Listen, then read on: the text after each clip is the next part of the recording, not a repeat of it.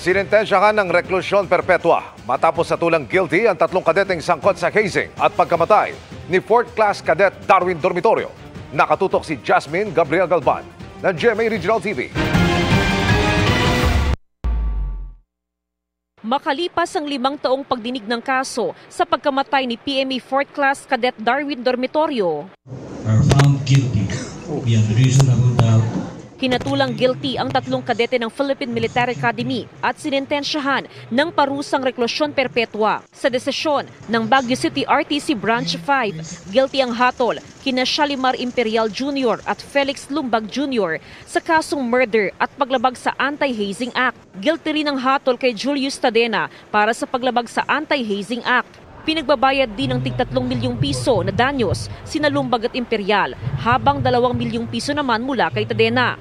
Noong September 12, 2019, 6 na araw bago ang kanyang pagkamatay, nag-video si Dormitorio sa kwarto ng upperclassmen niyang sina Imperial at Lumbag. Magaang pisngi at hirap magsalita. Uy, yung boses ko pala iba na. Sa video, pinakanta pa siya. Ikaw lamang ang nasa isip ko, sinta. Di ko maintindihan. Napagutom kasi hindi ko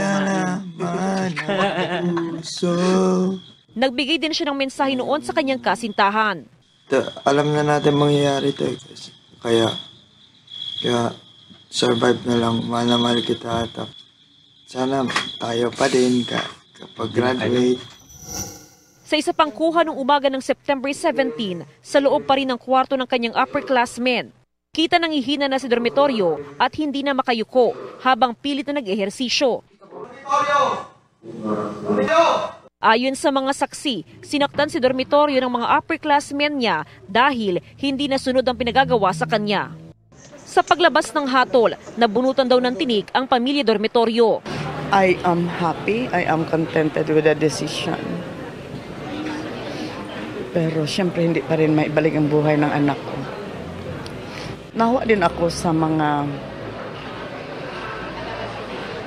nasentensyahan, sa parents. Nagiging biktima kami lahat. Nagpapasalamat din ako sa justice system natin. We deserve it.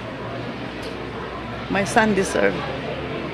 Nakatakdang umapila sa Court of Appeals ang kampo ni Imperial, Tadena at Lumbag. Tumanggi magbigay ng pahayag ang mga kaanak ng 3. Mula sa GMA Regional TV at GMA Integrated News, Jasmine Gabriel Galban, nakatutok 24 oras.